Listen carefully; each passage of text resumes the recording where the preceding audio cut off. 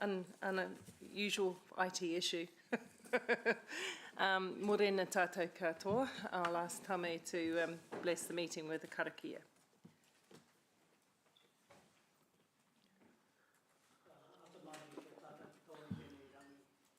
Puta mai a tamanui te rā, e kānui te mihi atu kia koutou. E kōrero i ngā kaupapa o te wā o te taone rongonui nei o Kirikiri roa. Kānui te mihi atu kia koutou. Me te hunga ko whetu rangitia, ko moi i te whenua.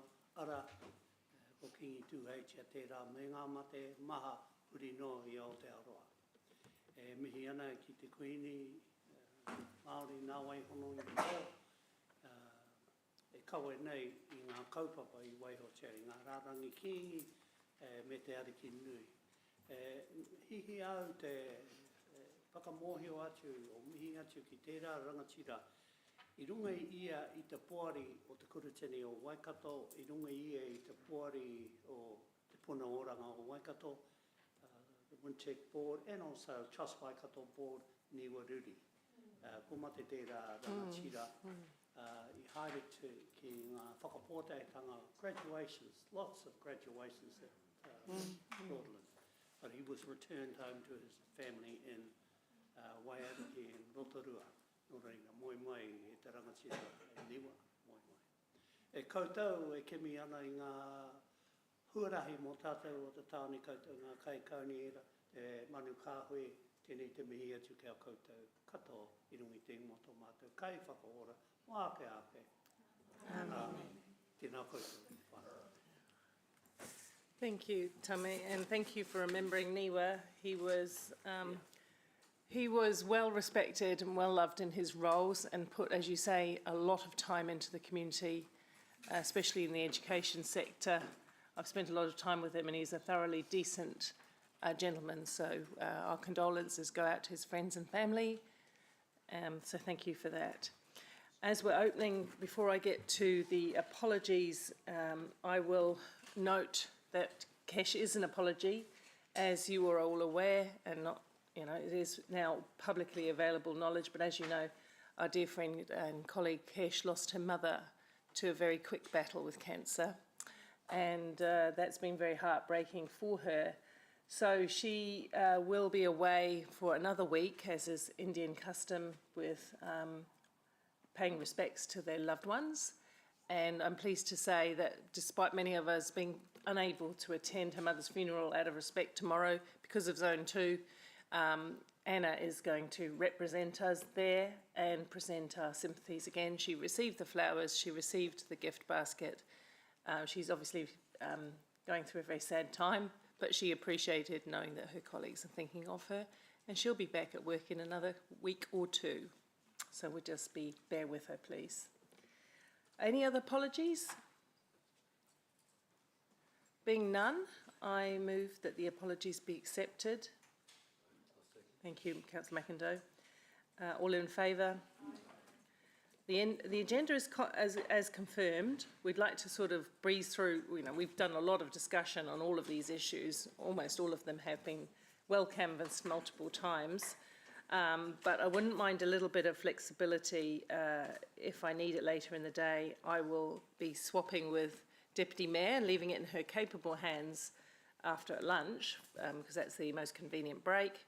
And I'll be on Zooming at that point. So, shh, shh, shh. Did you say that out loud? We were all thinking that, Sarah, but you know. I'll hold my questions. Yeah. So I move that with a little bit of flexibility. Thank you. You seconding? No, I was just actually wanting to alert you to something. Okay, can I confirm the agenda first and then do? Well, it's in relation to the It agenda. is. Okay, go. Cool. Thank you. Item 12, I have had a relationship with one or more parties involved in this project, and I would prefer to sit this one out. Yes, thank you. Thanks. Thank you. Thank you. Thank you for letting us know. I also moved the confirmation of the agenda, seconded by Deputy Mayor Angela. All in favour? Opposed? Carried. Declarations of interest, you have just done that, Jeff, so we'll move that also, well, it could, as long as it's done, it's good, it's excellent. So we'll move that also be included as a declaration of interest, and hang on, are there any more? Tim? In the PX agenda, there possibly is one, but I won't mention what it is because it's PX. Yeah, we'll get to that and then Okay. include it in the PX item as...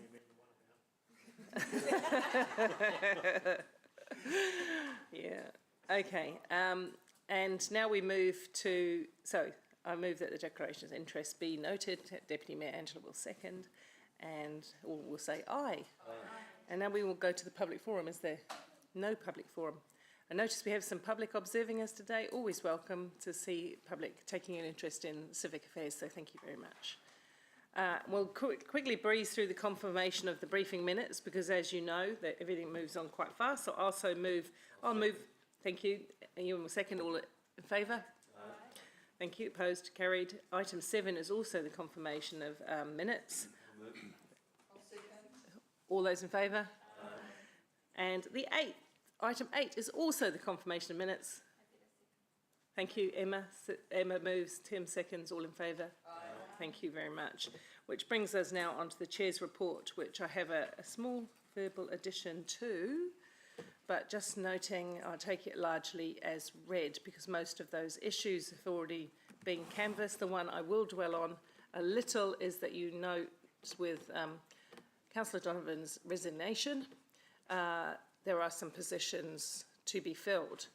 And so I have proposed the names, having worked them through with Deputy Mayor and had a good discussion, to fairly share the responsibilities that are left for this portion of the year, and give councillors the chance to exercise some leadership in those areas. So as you can see, Maria is going to work with Ewan as the Deputy Chair of Economic Development. Look at that happy face. She's happy, he's happy, happy times. It's good. Councillor Louise Hutt is going to chair a portion of the regulatory and hearings that relates to all the hearings and engagements aspects. And Emma Pike is going to chair traffic, speed limit and road closures and dogs. Dogs, is that right? Yeah. Okay. Thank you for taking that on, Emma, because it's not everybody's favourite thing to do. Those regular, and Louise, the regulatory is often, but it's important. So thank you very much. And you may recall that Councillor Donovan was a deputy chair, but he also had an additional bit of portfolio for those extra responsibilities that spread across the regulatory, just to acknowledge that he was doing that bit of extra work there. And so it is proposed that that be split between the three that are picking up extra responsibilities. And the rest gets prorated at the end of the time to the rest of you councillors. At the end of the time, isn't it? Yeah. So you won't see that extra bit of the money until the end of your term, and then it will be prorated to you. Okay. Any questions? Angela. Thank you. I just have a question on page 24. Around the National Council calling for LGNZ Life membership. I've not seen that come through as a process with council before, and we certainly, you know, when I think back of some of the colleagues I've worked with in the past who have been long serving, would be something that we could put up. So how, I mean, did you have someone in mind, or and what would that process look like, given as a council body we haven't sort of done that before? No, I don't have anybody in mind, and I don't know what the process is in detail. It came up at National Council because it was observed. We even had a conversation about the place and the importance of life members. They also have a long service award as well that comes up at the AGM. And I think at the moment there are only 6 life members for the whole of local government. One of them is a female, by the way, that's Penny Hulse, and the rest are all previous presidents of local government, New Zealand, etc. But just for clarity, I wanted to put it there because National Council wanted to profile it. If we're having those awards and we do have life members, then we should let the membership know about it. So, because I am interested in it, but is there a criteria then, because someone like Penny Hulse has had a lifetime of central and local government So what, do they have a criteria? They Is do, that- I think they do, but I've had nothing to do with it. But what we can do is get Leanne to help us find that criteria. Yeah. My second question then is just on the budget for LGNZ conference this year. What budget would that come out of for elected members wanting to attend? There's some by, you want to explain it, how we normally do it, with some by resolution and some by PD? We are able to do by resolution. So there is that budget line that has existed in the past for this. And we also regularly, members have used their personal development. What is different this year is that because the policy itself doesn't have any flexibility for the 3 months prior to elections, but the event is happening during that 3 months, we'd need a resolution so that we're not counteractive to our policy itself. So that hasn't happened before. In every election year around July, those members who either have their PD budget or by resolution of council and have an interest in going to the one industry conference that we have can just go. So what has changed? I do believe that that was added into the policy the last time, right at the beginning of this term. Into the Elected member support policy, support apologies. policy? Okay. Yeah, because we had a limit, we have a limit to that by resolution. We don't have an endless stream of money. So that's why we quite often got, when we've had one year when there were 6 or 7 of us went, which was an excellent turnout, we had to split the by resolution portion and the PD. Yeah, there's been a variety of ways that Yeah. it's been Oh, done. many, many, many ways. Yep. Not particularly supportive of elected members not being able to go to our one industry conference, but I'll save it for debate. Yeah, and you do make a good point, and you know, I'm not going to gatekeep anyone wanting to go. It's how it gets paid for, I guess, is the sticky issue. Just a note that I have, because of the constraints in previous years, encouraged those who haven't been before or have a portfolio there or something like that to attend. So it's always good to see new councillors get that exposure to local government New Zealand if they wish. There was another thing I was going to say. So sorry, and my verbal addition to the report that I forgot to do there was that we are celebrating our 10th year anniversary with Chengdu as a sister city. They have been a particularly active partner with us throughout those 10 years, working on economic development opportunities, cultural events, and just relationship and diplomacy with us for a very long time, and we really do appreciate our relationship. At some point in this year, they want to celebrate that 10-year anniversary with a gift, and which we won't go into today. But meanwhile, there is a sister city gathering in Chengdu, and they've wanted us to be part of that. I'm unable to go at that time, and because I'm unable to go, and I think it's still a significantly important event for the sister city to go at a sister city event in Chengdu. Maria and Ewan, as you know, Ewan has the responsibility for helping me assess sister cities and develop them, and actually friendship relationships with other places as well, as long as they're economic. So that's where Ewan has been very, very helpful. He's been once before, so he has established relationships. Maria is kindly agreed to go to support Ewan in that mahi, but also to bring that very important cultural lens and open up those opportunities for greater understanding with tangata whenua as a key part of our relationship. So I'm really delighted to say that they will be going to Chengdu. I can't remind me the dates. 14th of April. And they will be fully funded by the host city. So I just wanted you to know that. And thank you very much, because I tell you what, it's no comfortable holiday when you're flying so far in economy class to work for 4 hard days and then to fly back. It's not a pleasure cruise. It's hard work, so thank you. That's it, really.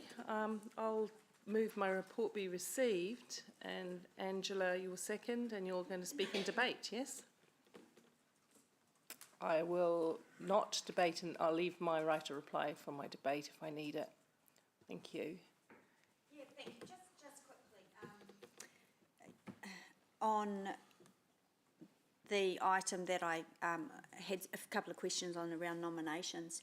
You know, there are only two of us now that sit around the table with a huge amount of organisational knowledge and experience, and one of them is that we have worked with incredibly long-serving members, past former members, two of which not just sat on this council, but contributed to the political landscape of New Zealand in a variety of ways for pretty much a majority of their lifetime. And I am talking about former Councillor Martin Gallagher and former Councillor Dave McPherson. I remember seeing pictures of Dave McPherson not until I got to the chamber, and hearing the stories about his early days with, was it the Social Credit, and prior to that being on the front line of pickets and protests and all of those things. And I have no doubt that both of them have changed the face of local and central government and made a mark. They both have Wikipedia pages, which I've had a look at. So I'm really keen to have a process, because this is a very, very thankless job, particularly for those that have been around for a really long time. There's not much that we haven't seen, and a nod to Councillor Tim McIndoe as well, who has crossed over, seen the light and crossed into local government. So yeah, I am actually interested in this council possibly looking at how we could formally recognise, or at least put forward a nomination and recognise those that have contributed so widely. Thank you. Just want to take this opportunity to acknowledge Mark Donovan's contribution to this council. I particularly appreciated Mark and his efforts to make me feel comfortable in here as a new councillor and not to take things too seriously. And I appreciated the little bit of banter that we were able to have in the house. And as I look across the chamber, I'm looking over there now, who can I banter with on that side of the chamber without hurting their feelings? So it looks like you're it, Ewan, maybe Jeff. But I do appreciate some of the work that Mark did do outside of council and giving confidence to businesses and some of the circles that we went around in the sports space. So just want to acknowledge that for our mate Mark. And so I'm looking forward to the morning tea or whatever feed that we do have. Battered mussels on the menu, please. Yeah, tautoko what Councillor Moko just said, and I wanted to add, and I guess acknowledgement to Mark for his role as being the sports ambassador. I do think he did that very passionately and well, and in particular the good feedback we've had from cricket recently. So I think that goes together with his advocacy and work as well. And I just want to acknowledge also the appointment or the proposed appointments to of the various councillors to the work that he did.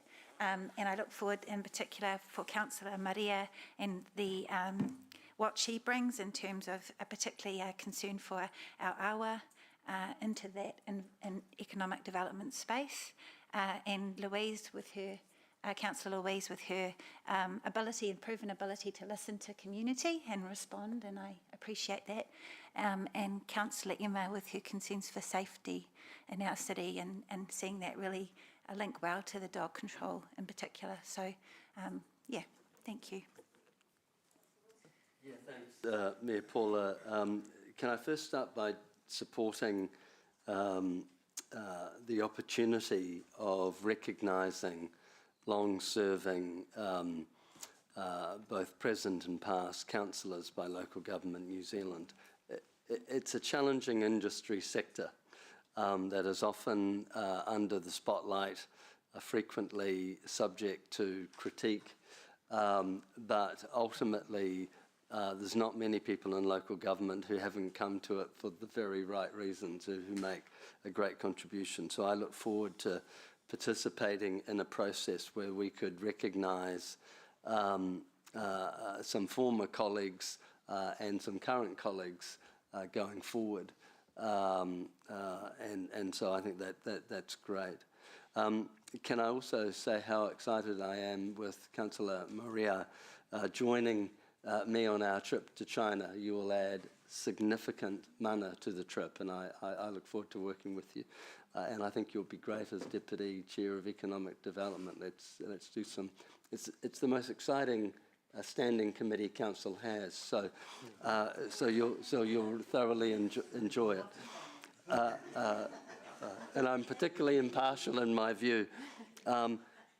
Look, and I also want to say to Emma, I think Emma will do an amazing job in the roles that she's taken over. And can I acknowledge how challenging the Dog Control Committee is, how emotional it is when furry children are the subject of discussions, rightly so. Their owners, parents, get very emotionally attached, and it is quasi-judicial. So it is separate to the normal council role, so it takes a great deal of thought and understanding of the legislation. My final comment is on Mark. I appreciated Mark's enthusiasm and his insights. I probably won't miss his sense of humour too much, but that doesn't mean that I won't miss him. So I acknowledge his contribution to council. Thank you. Councillor Bidder. Thank you, Mayor Paula. I'd like to nominate Councillor Tim to take over Councillor Mark's role of making awful jokes. I was about to decline nomination. I now definitely decline the nomination. You do have something of a knack for it. Oh, that's very kind of you. Thank you, sir. Thank you. Councillor Pike. Thank you.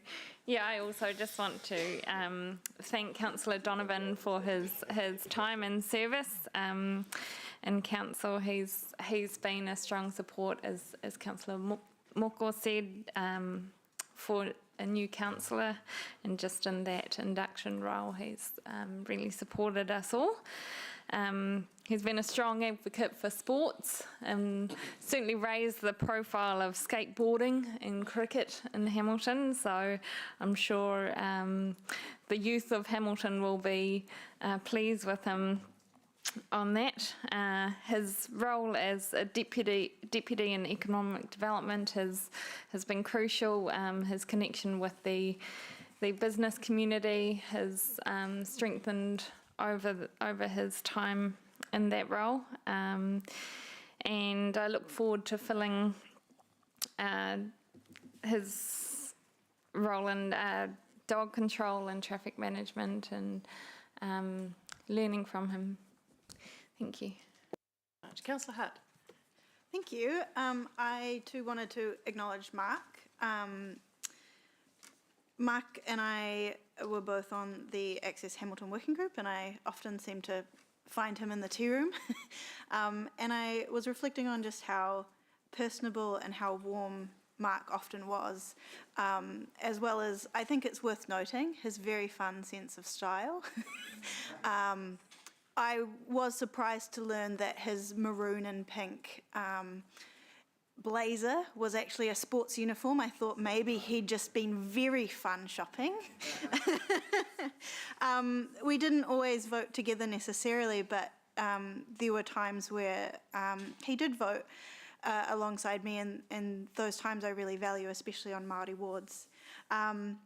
As the chair of Regulatory and Hearings, I can promise I will Google some sports teams in order to reference them, but I cannot promise that I will ever actually watch a game of NRL. I'm so sorry, Moko. I will find some colourful shoes, but certainly it's a very, the shoes are very fun to step into and to wear for the rest of the term. So just, yeah, my acknowledgements of Mark. Forward to that. Councillor Huata. Tuatahi ake hia ana ki te mihi atu ki a Papatami, nāna te ara ki te rungarawa I whakarite. Just want to acknowledge our kaumātua Papatami for opening up our hui today and to echo the thoughts of my fellow councillors and their kind wishes for Councillor Mark Donovan. E tika ana koe Louise, you are correct. As I was listening to everyone talk about Mark and his candid nature and his open and willingness to embrace everybody, and I remember he was going to vote against the Māori wards, and he didn't. At the end, he chose to support it, and he came to me afterwards and said, if it wasn't for your kōrero, Maria, I probably would have stuck with my original decision. So I wanted to acknowledge Mark for his ability to listen, to observe, and to be willing to take a different route other than the normal one that he might have taken. And we will miss his candid nature, and it is a tough one being in the dogs hearings. I never ever factored that into my future, having to decide a dog's fate, and there is no such thing as a bad dog, just bad owners.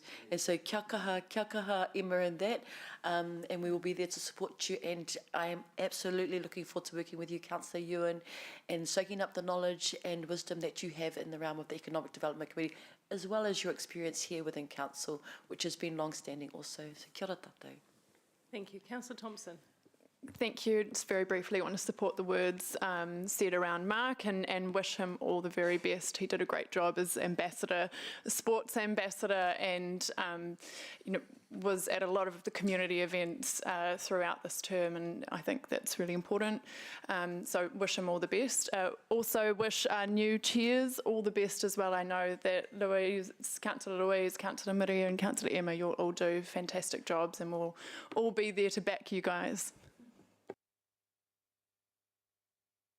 Endorse everything that you said, and you've captured the personality of our good colleague Mark very well, with his wonderful sense of humour that sometimes went too far. So I've had a few stories with him, and I said, can you step in and speak for me at this event? And he says, yeah, and I said, but no jokes. And he always said, I'm sorry, I did squeeze one in. So he couldn't help himself with his jokes, but he was extremely passionate about council, and he was particularly passionate about his role as sports ambassador.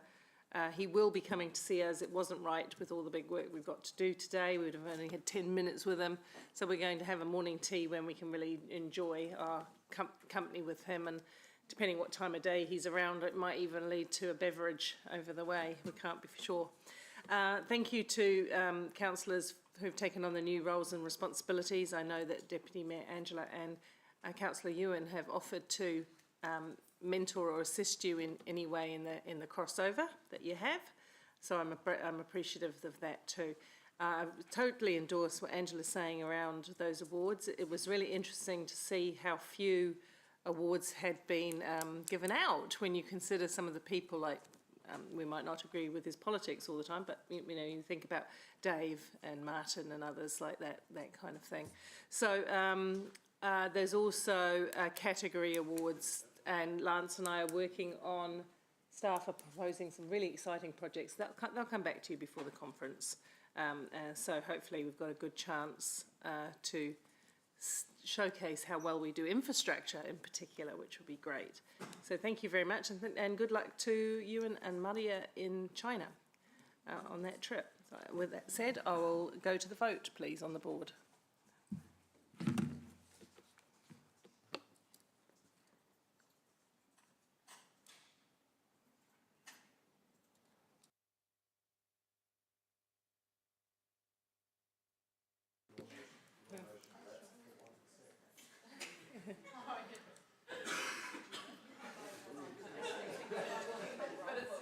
The motion is carried unanimously.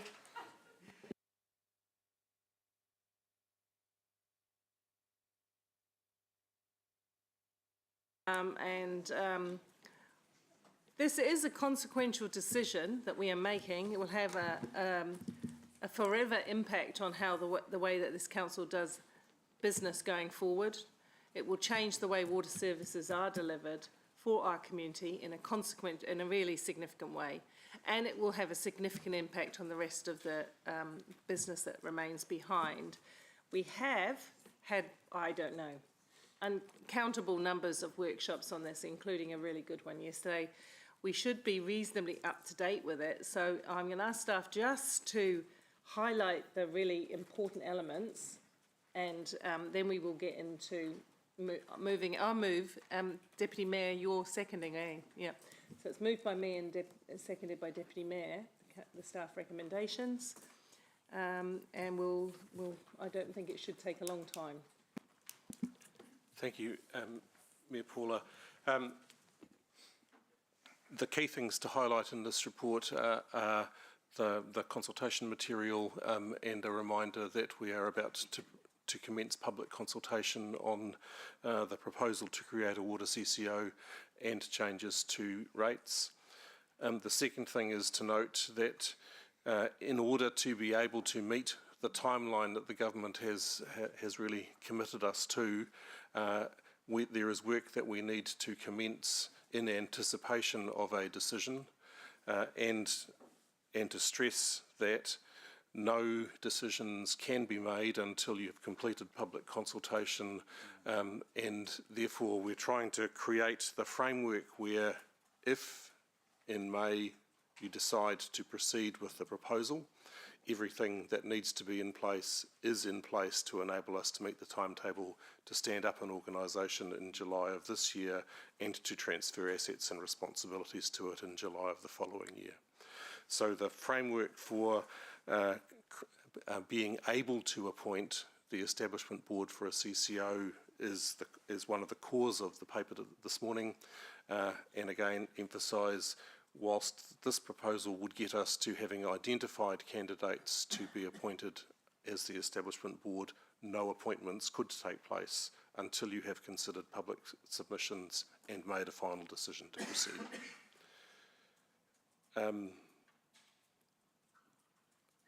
I think that's probably all I need to highlight.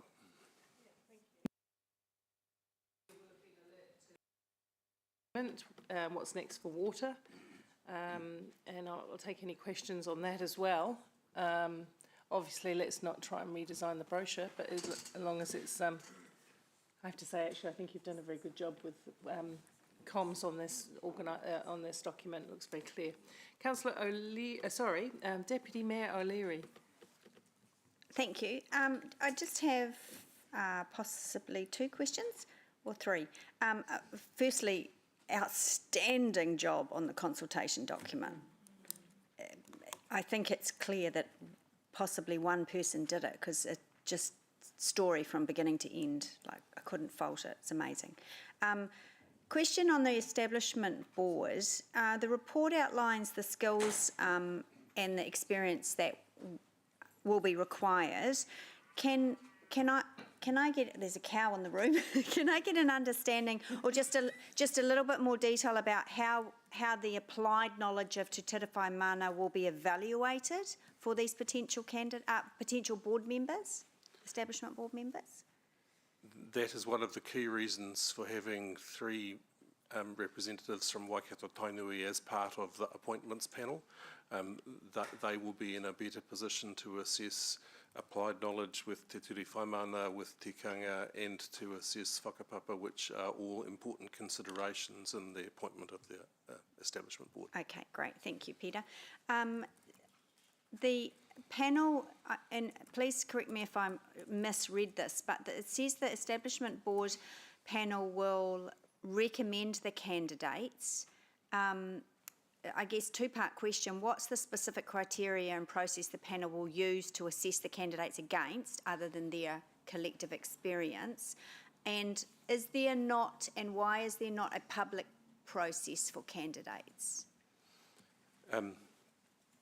Great questions. So in terms of how they will make the assessment, we have quite intentionally left that over to the appointments panel themselves, but they will be supported in doing that work by a very experienced and rather independent advisor who has done a lot of governance appointment work, including for the Department of Internal Affairs National Transition Unit in the previous government's reforms appointing board members. So they will have assistance. Yep. And in terms, and then the next question was, why not a public process? In essence, we're trying to move both very quickly and in a space where predetermination is a real issue, and we need to avoid any appearance of predetermination of the decision. The view we came to was that going through a full open public advertising process really put us on the wrong side of looking like we had predetermined the decision when you haven't. And secondly, the skill set that we're looking for is relatively unique. There are a relatively small number of individuals who are potential candidates, and we are quite confident that across Waikato Tainui and the two councils, you have a very clear idea of the sort of individual and the potential candidates that will be relevant. Great, thank you. Last question. The estimated costs for Hamilton are $6 million. What is Waikato DC's financial contribution going to be? So in terms of where we're at with the overall establishment process, we're working through a revised establishment work program at the moment with Waikato. At the moment, all of the costs that we are incurring are being shared 50-50 between us and Waikato District. We have yet to refine the budget for establishment. $6 million was the initial estimate. That will become clear in April as we lock down the exact program of work that is required with and the budget for that. Great, thank you. Thank you, Chair. Just noting that Amy is going to put the recommendation up. We have populated the names for the three. Angela and I had a good conversation with staff and others and have got 3 names to propose, on which I'll be moving within this recommendation, and Angela will be seconding. And those are that it will be myself, Ewan and Maxine, based on their portfolios of economic development, finance, and as mayor. Yeah, so that's what we've jointly considered a really good contribution to the panel. Oh, sorry, and Councillor Bidder. The report recommends that the executive chair of the establishment board be appointed for a minimum of 2 years. How long are you expecting the establishment board to take to complete its tasks? So the establishment process itself needs to be complete by 1 July 2026. The reason for recommending that the establishment chair is appointed for a 2-year term is to ensure continuity. One of the significant risks as we work through the creation of an organisation like this is when you, at each point where you change the leadership, you have a significant risk that a whole lot of things that we're in train fall over or do not progress. We will have that risk as we appoint the establishment board itself as a discontinuity between the decision making that councils have been involved in to date and the establishment board when the rest of the permanent board is appointed. So we're trying to minimise the risk of things getting lost in translation as we move from where we are now to the establishment board to the ongoing permanent board. And the other thing that I should have noted in response to the Deputy Mayor's question was as we approach the appointment of the rest of the permanent board for the CCO, the proposal is that will be a full open advertised public process. Yep, thank you. Councillor Van Oosten. Thank you. At the outset, when we were talking about the establishment of CCO and the $6 million cost was floated, there was also a discussion around the ability of that to be taken up at a later time and recompensated to the various councils which will be Hamilton City Council and Waikato District Council. Is that still the position, whether or not it's 6 million or where that cost would be, that we would largely be able to recover that from the new entity? Yes, that is absolutely the case. The proposal is that all the costs that we are incurring at the moment, both within Hamilton and Waikato District, are being funded by the Better Off funding that the previous Labor government provided. So the government's paying for that piece. The establishment costs that we will incur from next year on, assuming that you decide to proceed, the proposal is that they would be debt funded and recovered as part of the debt that is transferred to the CCO on 1 July 2026. Thank you. No more questions? Yes, no. Okay, that's good. That shows that you've done your work, staff.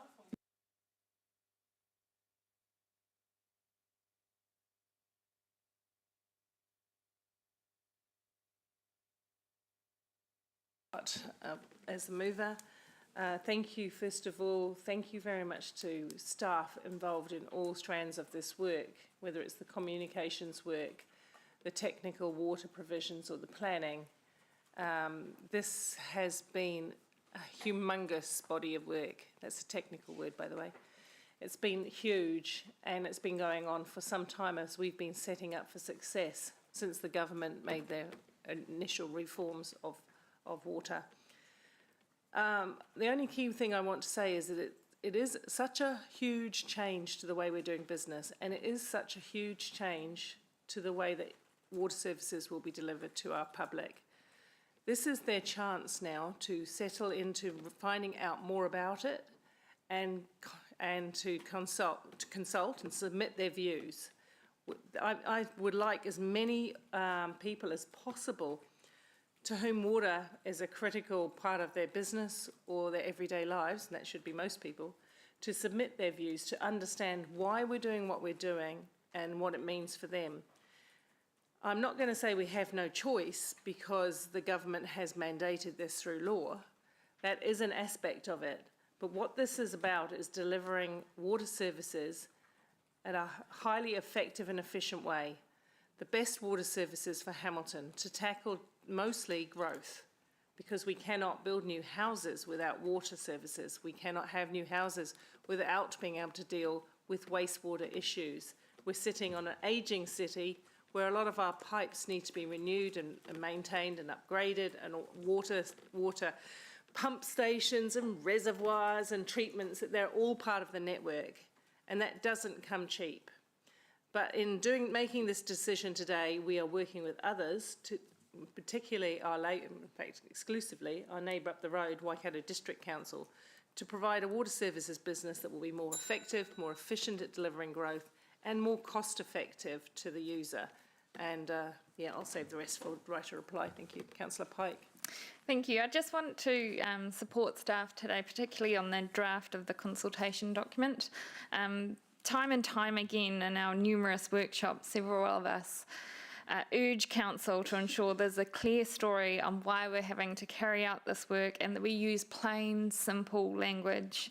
And I just want to say this document is clear, and along with the graphics make for an easy to understand consultation document. So I just want to thank those who worked on it and hope it will enable us to engage and have clear, transparent discussions with our community. And I encourage our Hamilton citizens to read it and submit on it, because it's an important time. In terms of the pre panel, the establishment panel itself will have a crucial role and carry an extremely important task for setting up Hamilton and our water needs. So it's important we get these appointments right. So I support the appointment of Mayor Paula, Councillor Wilson and Councillor Maxine. I know your breadth of experience and interests will be more than capable of scrutinising the talent that comes forward, and I know you'll make for a robust process for that. So I wish them well and look forward to the next steps in securing our future water infrastructure needs. Thank you. Thank you. Deputy Mayor. Thank you. I will say we don't have a choice. The government told us to consult on options, and my debate is about what we're actually deciding today, which is the consultation document. When in reality we know we have just one option, which is forming a joint CCO with Waikato District Council. The second option is a box ticking exercise that's forced on us.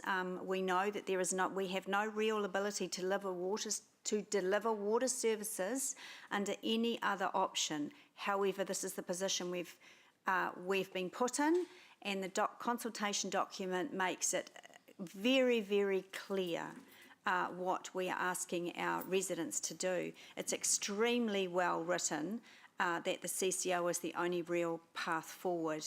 It does give us financial sustainability.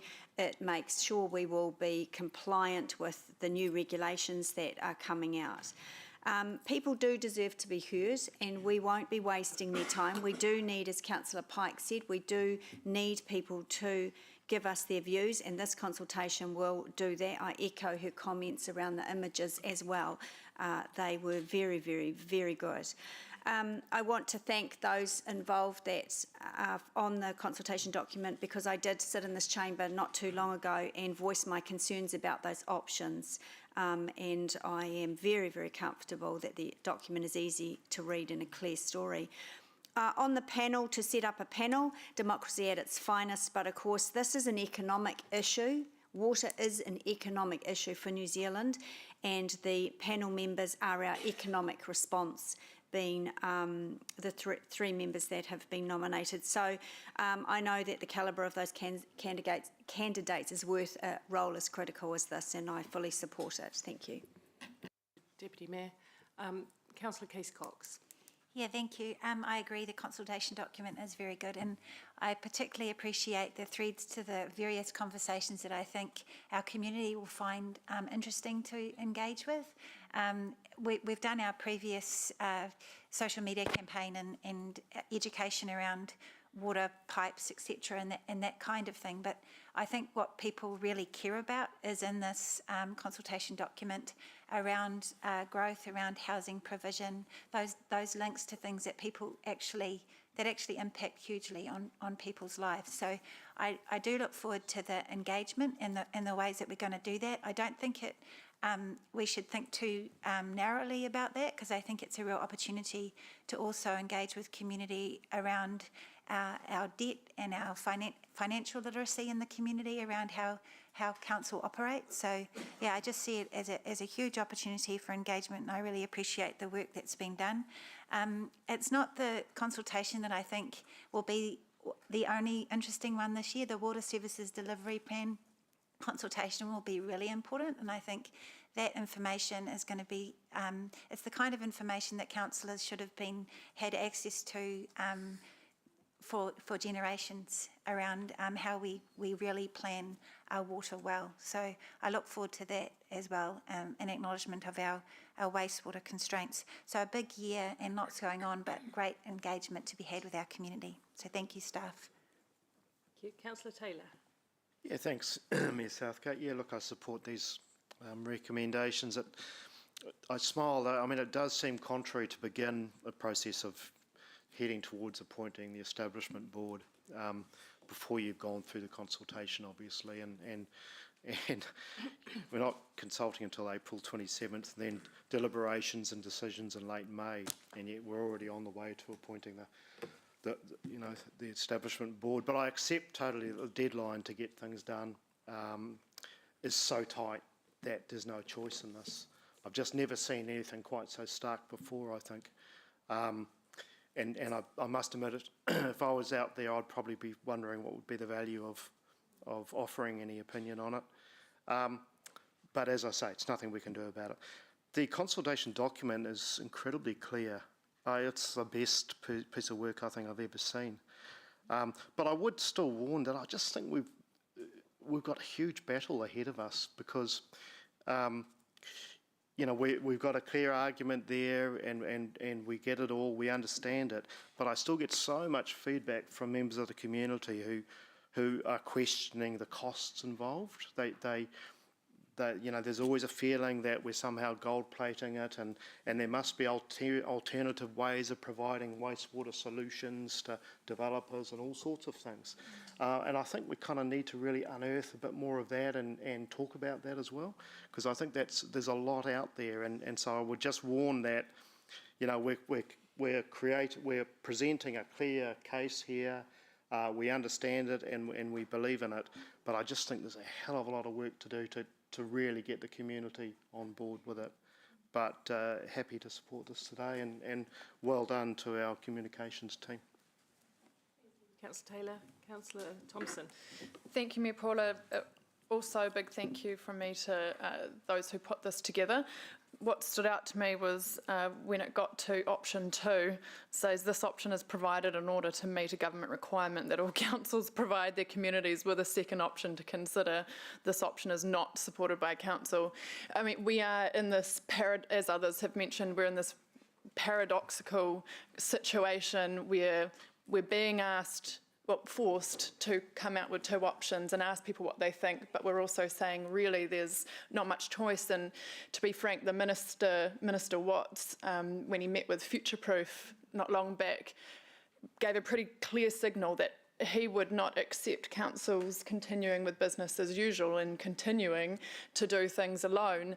And I strongly suspect that if councils don't start to form CCOs and work together across the country, then those who do try and stand alone will be forced into a different position. So I echo, I guess, a little bit of that frustration of the situation that we're in with this document, but I think it's an excellent document and it does an excellent job of taking people through in a simple way to understand what we are trying to achieve. And I think throughout all of this, what we've got to remember is, you know, we'll set up these boards, we'll appoint people, but this council will need to continue to have extremely good oversight over the CCO if that's what we do and we set it up. And we need to set up really good structures to make sure that we don't just kind of set it up and then let it run. We need to have extremely good oversight, and that's something we should be thinking about as we head into the second term, how we set that up. Thanks. Thank you, Sarah. Thanks, Mayor Paula. Can I acknowledge my colleagues who've raised the issue of the timelines and the feeling like we are very much on a rail track and we're being dragged along. It's happening, it's moving. But I have to acknowledge that the government is right. We have to resolve this water issue. And in fact, the previous government was right when they said they needed to resolve the issue. I think the entire country realises that we need to resolve the issue of water. And I think this current government is saying, let's just get this done. And so I support that need. I am convinced that this is the best consultation document I've seen in 20-odd years in local government. It is so beautiful in the sense that it's clear and plain. It's saying very clearly, this is the way we have to go while meeting its statutory obligations. I reject any characterisation that there are any untoward processes going on with the need to move towards this solution. I have confidence that, in fact, a council-controlled water organisation will deliver over the long term the best outcome for Hamilton and regional, in fact, national interests. So I think this is the right thing to do. I acknowledge, though, it is not perfect, and we all have to keep working on it, and Councillor Sarah is right. We are, by creating this CCO ultimately, subject to consultation, we are surrendering control to one of the most important roles that local government has been responsible for decades, to a sort of controlled outside organisation. And I say sort of controlled because we are only really being able to appoint the directors and writing a letter to them every year saying this is what our expectation. And we've seen in other contexts, other CCOs, making decisions that we, as the primary shareholder, would probably not have wanted to make, like surrendering a designation for a runway extension. But so we've got to be mindful that this isn't perfect, but it's the best solution on the table. Thank you, everyone. Thank you for your excellent debate. I agree with everything that has been spoken. And while I did start saying I didn't want to focus on the fact that this is a mandated change, I wanted to dig into the reasons. I think Deputy Mayor is absolutely right. The two options are mandated to put out and only one of them works. Sarah's right in saying that government will take a dim view. I was at the combined sector only a couple of weeks ago, and government made it quite clear that they will take a dim view to any council aiming to do status quo, so we know that's correct. And Jeff's absolutely right around the costs and the concerns to the consumer or the public. What's good about this in the long term is that it does give us access to greater borrowing for growth-related projects and the ability to spread the repayments across multiple generations, which we don't have at the moment. So we'll have greater access to borrowing through the new CCO and greater access to being able to spread the impact across time. Higher standards, we've said all this before for months, the government is placing higher standards on drinking water and higher standards on financial regulation for water services entities, and we must get our water services plan there by September. So those are some key points for consideration of the public. I agree 110% about the document. You know, I looked at it and went, wouldn't change one thing about it, so I just want to acknowledge all the comms team. I know Natasha has worked really hard with plain languaging. She knows how I feel about saying things quite, yes, I am looking at you. And Dan, and we know we've had the input of Jeanette as well. And I do want to note one of our councillors, the working group, Rates and Working Group have looked at this and had input into the document. And Louise has a degree in communications also, so we did ask her to put her fresh set of eyes over it, and we appreciate your input, Louise, in looking at it, working so closely with Dan and his team as well. So thank you, everyone. Job well done. Let's go to the vote.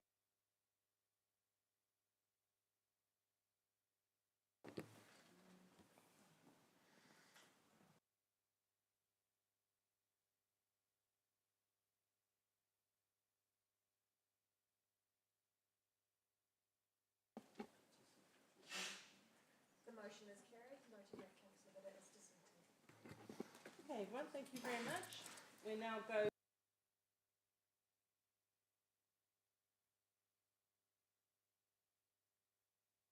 changes to the long-term plan, and James is coming forward.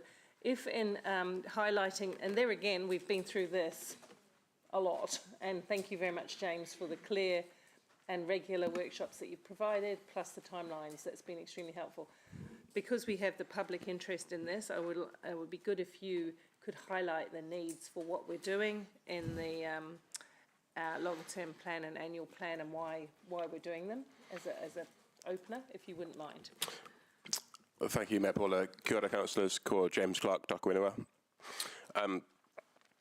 So I'll take the report largely as read, but just in light of what Mayor Paula said, then I'll just give a quick reminder of why we're potentially making a consequential amendment to the long-term plan. So currently the long-term plan sets out that we'll deliver water services throughout the 10 years of the long-term plan.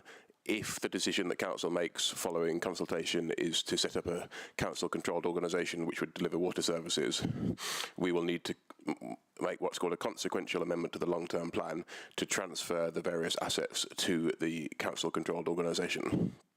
Now, the primary matter of the report is just seeking the agreement of council that we won't rush that through in this current financial year.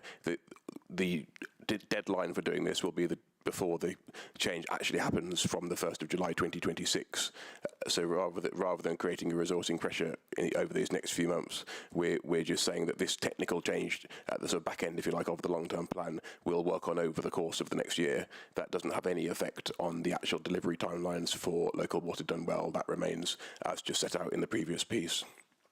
And also just to be absolutely clear, it has no impact on the annual plan. The annual plan will still progress as planned with the changes that you voted on for that recently.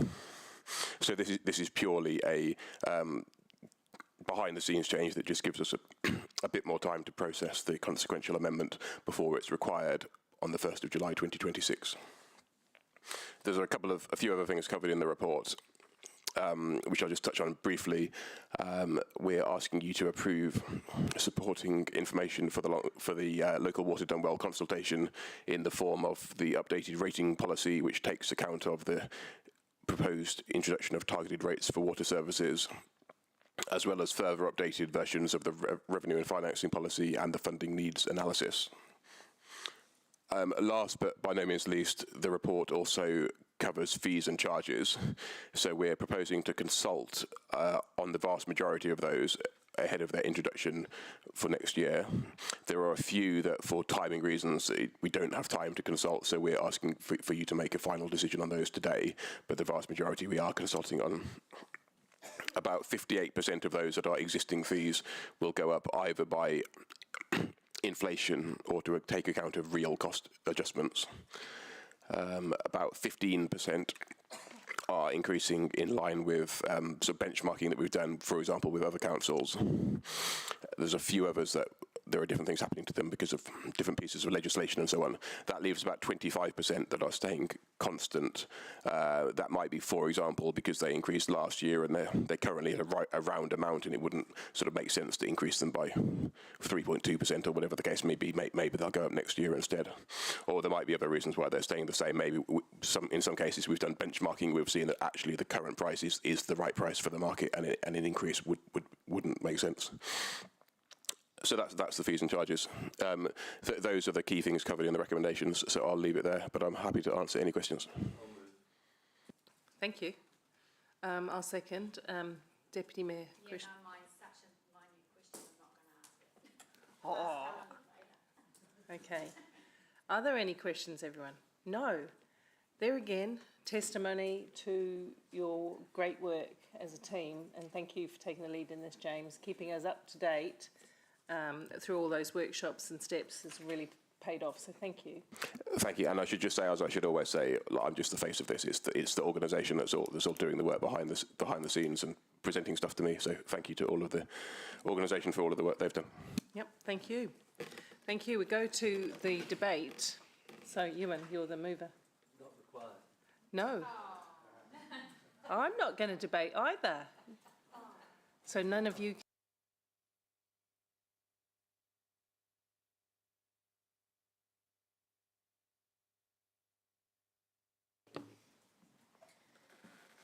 We have been so well supported by staff.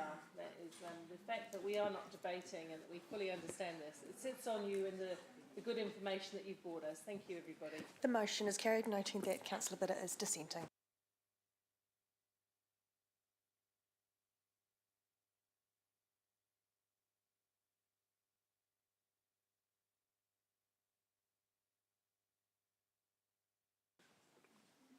Good morning. Good morning. Good morning.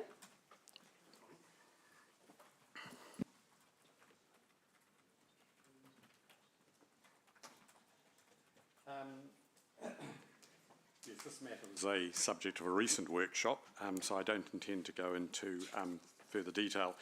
Suffice to say that the intention behind this resolution is to enable us to set in place the legal framework for the street immediately fronting the Pullman Hotel to operate as the forecourt to a five-star inner-city hotel property.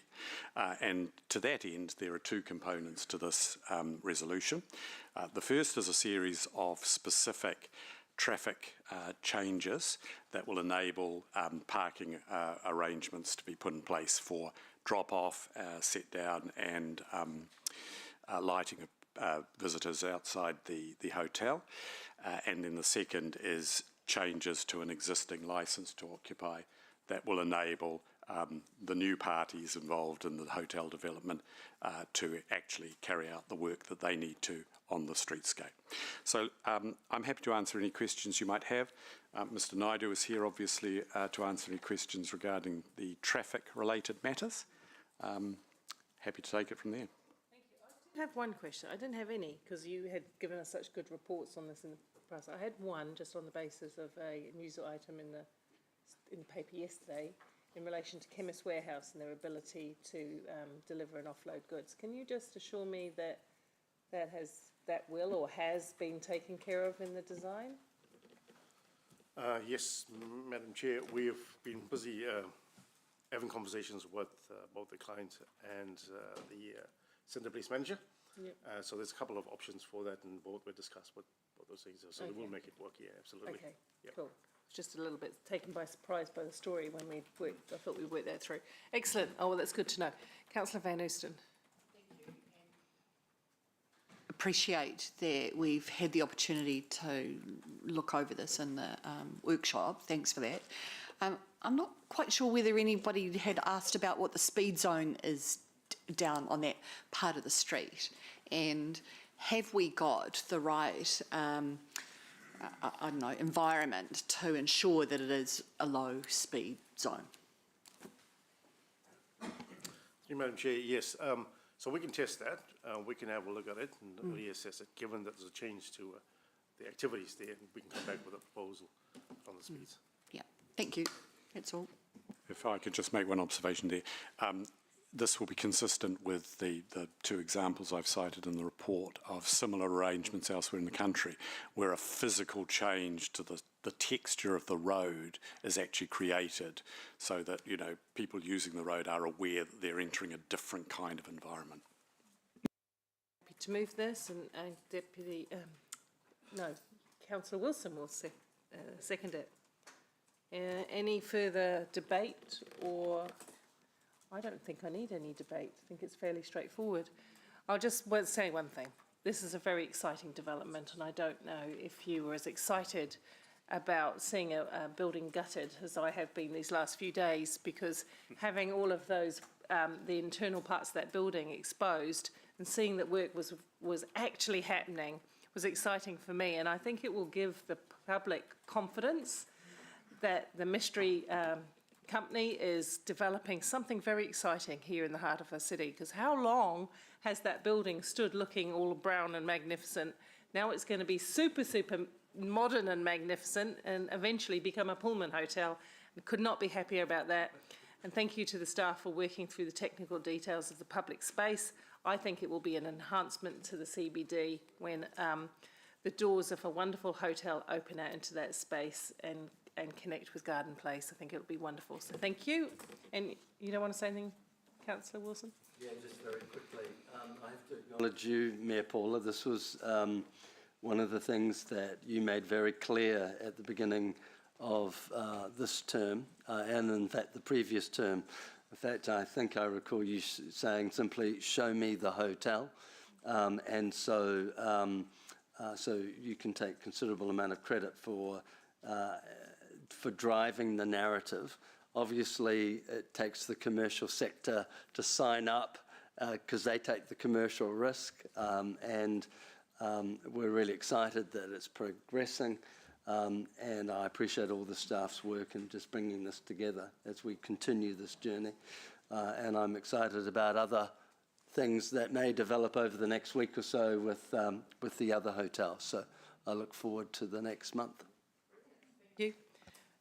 Anyone else? If not, we'll go to the vote. Very, very quickly. Oh, sorry. Yeah, so it's an exciting development and the streetscape looks great.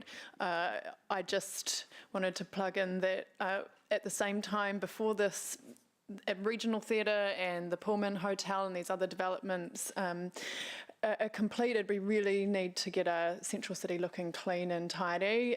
You know, it's going down Bryce Street and it's like some of the trees are dead and the footpaths haven't been cleaned for a long time and it's looking pretty manky. So we've got, you know, we do have some funding in place and it's just important that we do move on to get these areas, particularly in the vicinity, tidied up. But congratulations, Mayor Paula, well done on, you know, driving that narrative in terms of the need for a hotel, and it's a fantastic opportunity for the city.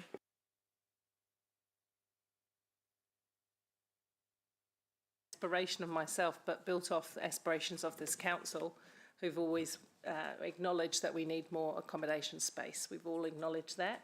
And Ewan's right, I lay the challenge as he's Chair of Economic Development, has helped me deliver this hotel. And so I do want to thank Economic Development for the work that you've done behind to get it cranking as well. And to all the staff, because it doesn't happen, as, is it Rachel Hunter said, it won't happen, no, who's the Pantene ad? Won't happen overnight, but it will happen or something. So it doesn't happen overnight, but it is happening. And we can see it happening. So super exciting to see things actually taking shape. Let's go to the vote. I don't know if that's the right ad, is it?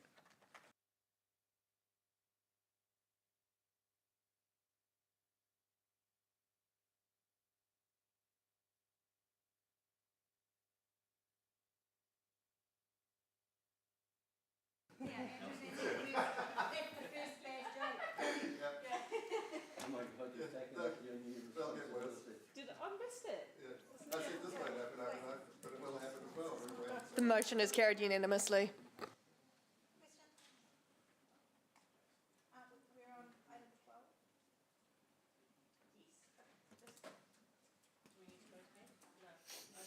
Great. Eye for detail. It's because I can read the screen now with my new glasses.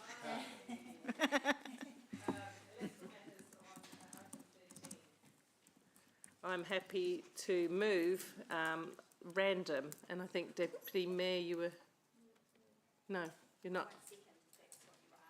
Okay, I thought we were aligned on that one, but okay, anybody would second random? Random? I'd like to move an amendment just because. Yes. It's common sense to me to have them alphabetically. And I haven't discussed it with anybody. I just want to make it slightly easier for voters. Okay. Look at that. Look at that.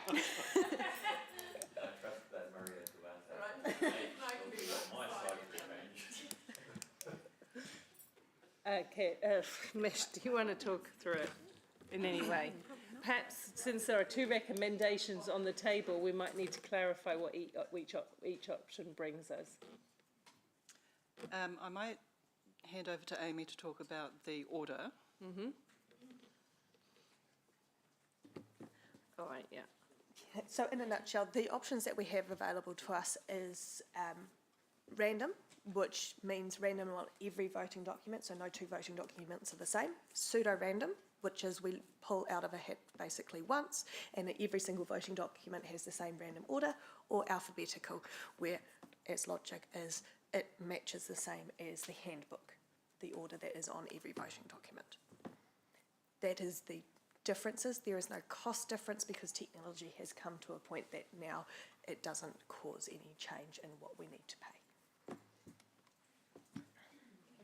You got a question? Yeah. Well, no, I was actually going to propose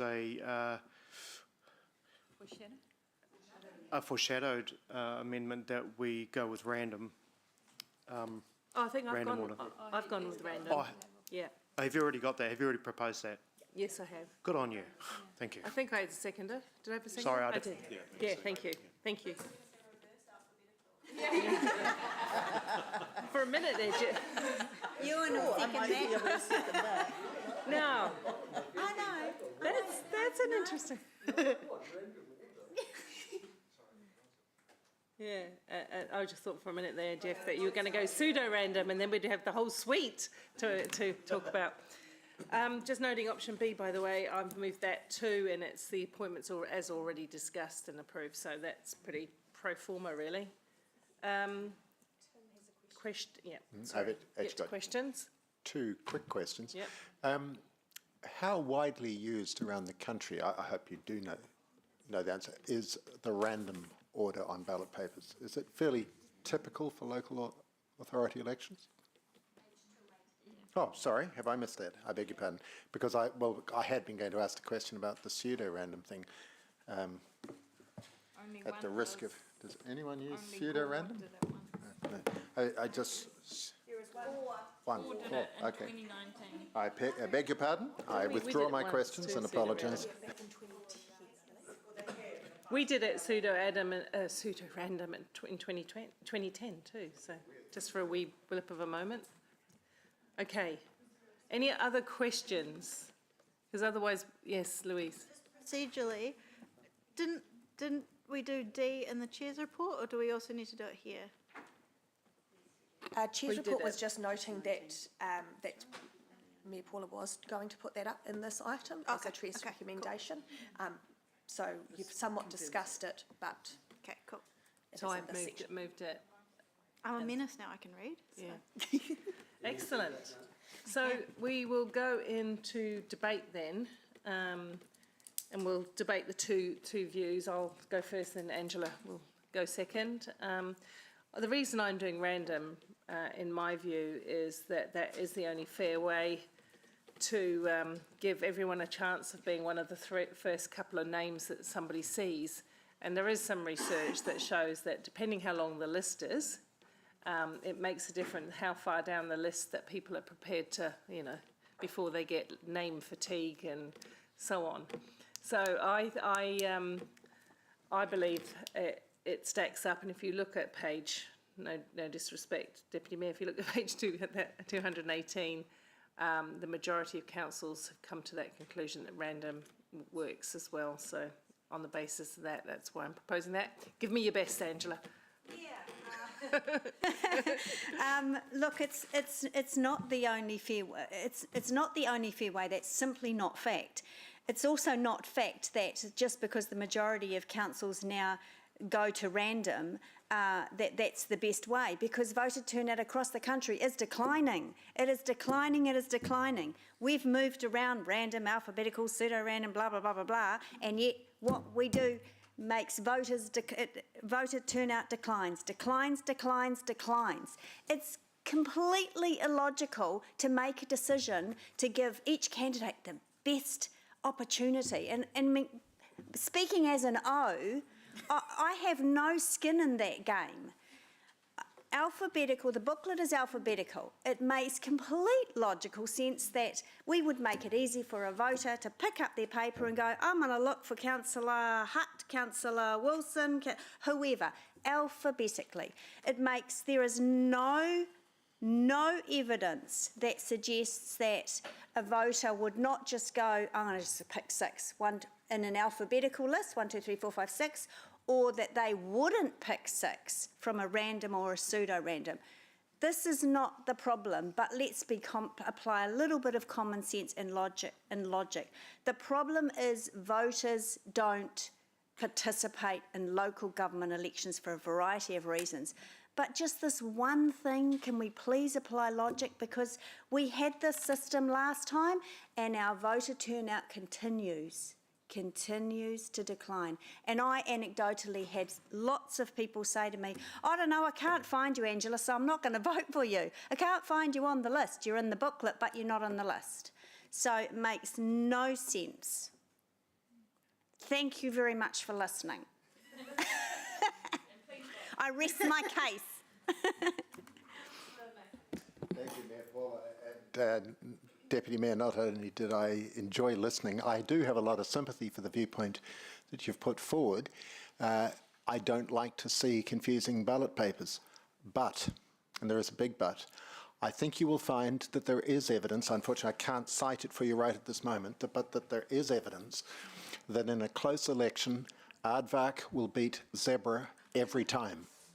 And it is because of the slightly strange way that some people go about approaching their ballot paper. My suggestion is that once people have got to the point of opening their ballot paper, if they've started to read the booklet, we should trust them to be both intelligent and motivated enough to look for the names of those who they select as their candidates. I'd hope they'd take a lot more interest than just in the booklet, but that for many people we know is the way in which they go about it. We need to balance what you've just said against the need to have elections that are truly fair. And a random order does provide a fairer way of presenting the names to the ballot, to the voters, than having the A's at the top down to the Z's at the bottom. So while, as I say, I have a lot of sympathy for the viewpoint that you are putting forward, I do think that the random paper is the only fair way in a democracy of presenting the names to the voters. Councillor Taylor? Yeah, very short. Yeah, look, I think it is just patently unfair just to have it alphabetical. And I think it's drawing a long bow to link random names with low voting turnout. I think there's an awful lot of reasons and issues that cause low voting turnout, and I think to suggest that there's a big link between that is erroneous. So I just think this is the fairest way. Speaking as a T. Thank you. Thank you. The other councillor with a T may now, councillor. Speaking as a T with absolutely no vested interest here. Look, I do sympathise with Deputy Mayor Angela's points, but I agree with Councillor Tim that ultimately it is important that it feels fair for all candidates, and while voter turnout has been on the decline, we are going to be doing things differently this year. We have put investment into having places for people to vote outside shopping malls, in the malls, in places which are really accessible. And I think that, if anything, is what will make a difference in this election. And so, yeah, I'm really excited to see us do the things differently this time round and to see whether that helps people to vote. Support the motion. Thank you. Councillor Wilson.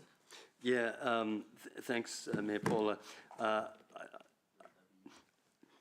I have to disagree with my good friend, Deputy Mayor Ange, and so I was really hesitant to actually say, but you raised there is no specific data. May I refer you to, respectfully, my learned colleague, to a Stanford paper that recently determined that that after significant analysis in the California multi-member district local election found that in over 5% of elections examined, the candidate listed first won office due to their position in ballot. Columbia University initially did a study that shows the study concluded that the candidate listed first received, on average, a higher percentage of votes compared to others, underscoring the significant impact of ballot positioning. This is so commonplace, it actually has a technical term. It's called ballot order effect. And that's from 2 universities. I could go on, but I respectfully feel that you've got this one wrong. Sorry. The evidence to which I was referring earlier. Thank you. Councillor Bidder. 10 out of 10 for effort to Deputy Mayor Angela on this. And I heartily dispute my good colleague Councillor Wilson's evidence. And I point to North Korea as examples where a ballot position doesn't seem to have any effect. Probably even in Russia. But yes, I will be siding with the majority of my colleagues on this. Goodness, how do you I don't think I need a right of reply on that. And when you're up against Stanford and whatever other university it was, and trust you to do that sort of academic research. Well done. Google research. And I do... AI. Well, it must be 100% true, but anyway. I'm surprised that Councillor Taylor didn't mention this, because I was just about to make a point that it's not just the ballot paper, it's the booklet and where you appear. And I've appeared on many places over time, as you can imagine. But there is some science about reading the top right-hand page, right? In newspapers, that's why you put your prized advertising on the third page. That's why you want the third page or the fifth page story, not the second page. So I'm just making a point that it also randomises the order and I think in the booklet. They do go in random order, don't they not? Oh, well, there you go. So you could still be disadvantaged by the booklet. All right, let's go to the